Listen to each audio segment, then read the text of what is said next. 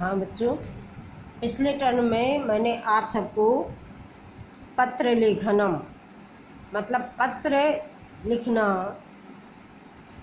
लिख करके भेजा था, जिसमें शुल्क क्षमार्थम वाला प्रार्थना पत्र जो था ये आप सबने कंप्लीट कर लिया होगा।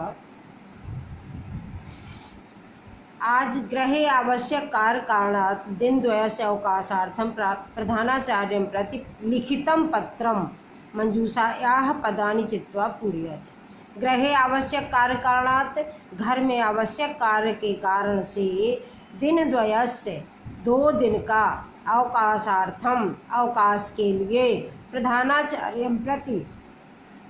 प्रधानाचार्य के प्रति लिखितम पत्रम लिखा हुआ पत्र मंजूषायाः पदानि चित्वा पूरयत्, मंजूषा के पदों को चुन करके पूर्ण करें। इस तरीके से इसकी हिंदी हुई। इसके बाद हम जैसे लिखते हैं श्रीमन्तः प्रधानाचार्य महोदयः, सेवायाम लिख सकते हैं और सेवायाम माने सेवा में, सेवायाम माने होता है सेवा में। सेवायाम श्रीमन्तः प्रधानाचार्य महोदयः जय नारायण विद्या मंदिरम इंटर कॉलेज विकास नगरम कानपुरम, मैंने बहुत सरल भाषा में लिखा हुआ है। इसके बाद ये दिया हुआ है महोदय, हम लोग लिखते हैं महोदय, तो महोदया हो गया। फिर सविनयम, देखो मंजूषा में पद दिए हैं।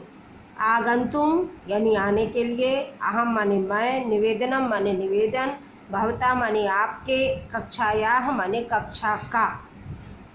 अब यहाँ से देखो जैसे हम लिखते हैं सविनय निवेदन है कि मैं आपके विद्यालय में कक्षा 8 में पढ़ता हूँ। इस तरीके से हिंदी में जैसे लिखा जाता है उसी तरीके से सविनयम निवेदनम एतत् अस्ति यत् अहम भवतः माने आपके विद्यालयस्य अष्टम्यां कक्षायाः माने कक्षा का छात्रः अस्मि, छात्र हूँ। सविनय निवेदन यह है कि मैं आपके विद्यालय का 8वीं कक्षा का छात्र हूँ।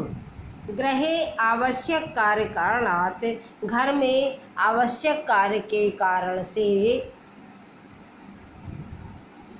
अहम माने मैं, अहम विद्यालयम आगंतुम, मैं विद्यालय आने में असमर्था अस्मि, असमर्थ हूँ।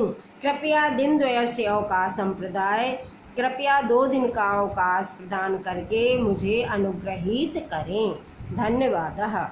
इस तरीके से ये हमारा पत्र है घर में आवश्यक कार्य के कारण। आगे ये वाला पत्र आप लोगों ने लिख लिया होगा शुल्क क्षमार्थम वाला। अगर आपकी इच्छा है तो ये ज्वर के कारण जो अवकाश प्रार्थना पत्र होता है अपनी कॉपी में लिख सकते हैं। ज्वर माने बुखार, इसमें देखो दिया हुआ है भवदीयः यानी आपका, ज्वरग्रस्तः माने बुखार से पीड़ित, प्रार्थयाम माने प्रार्थना करता हूँ, विद्यालय माने विद्यालय, गोपाला माने गोपाल।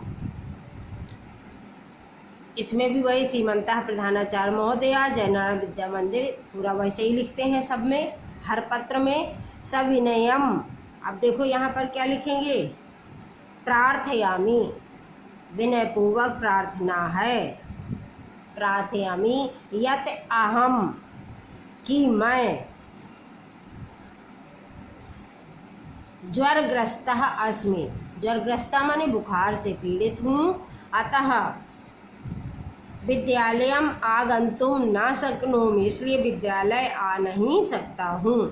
कृपया दिनद्वयस्य अवकाशः प्रदीयताम, स धन्यवादः भवदीयः, आपका धन्यवाद, भवदीया माने आपका, आज्ञाकारी शिष्य गोपालः। इसके बाद ये संख्याएं हैं 1 से एकतः 50 पर्यंतम।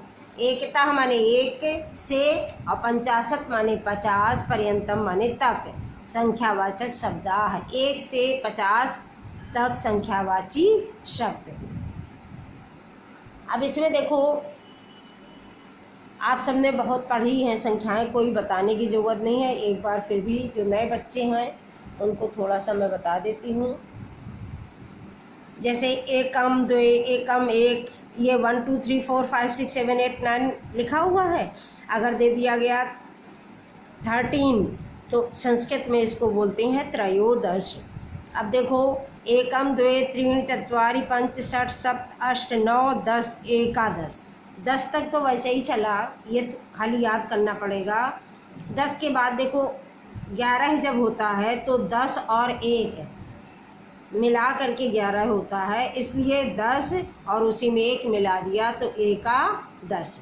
ऐसे ही 12 जब बनता है तो 10 और 2 12 है, यानी पहले 2 मिलाया फिर 10 द्वादश। ऐसे ही देखो त्रयोदश, फिर चतुर्दश, पंचदश, षोडश, सप्तदश, अष्टादश, नवदश और इसके बाद आपको याद करना पड़ेगा विंशति के बाद फिर से देखेंगे आप कि वही 1 2 3 चतुर जोड़ना है, एक विंशति यानी 21, द्वाविंशति 22, त्रयोविंशति 23, चतुर्विंशति 24, पंचविंशति 25, षड्विंशति 26, सप्तविंशति 27 और अष्टाविंशति 28 और नवविंशति 29 और इसके बाद 63 माने 30। देखो इसको भी याद करने के लिए, जैसे 20 होता है 20 तो विंशति हो गया, और 30 होता है तो 63 हो गया।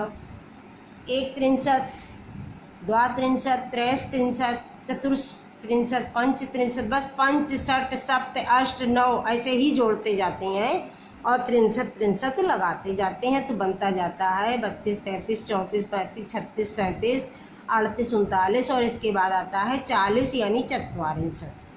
वही 1 चत्वारिंशत, 2 चत्वारिंशत, 3 चत्वार, सब में चत्वारिंशत जोड़ा, 1 2 3 चतुर पंच 6 7 8 9 और इसके बाद 50 माने 50। आप सब ये सारी संख्याएं अपनी कॉपी में लिख लेना और लिखने के बाद इन्हें अच्छी तरह से समझ करके याद भी कर लेना। धन्यवाद बच्चों।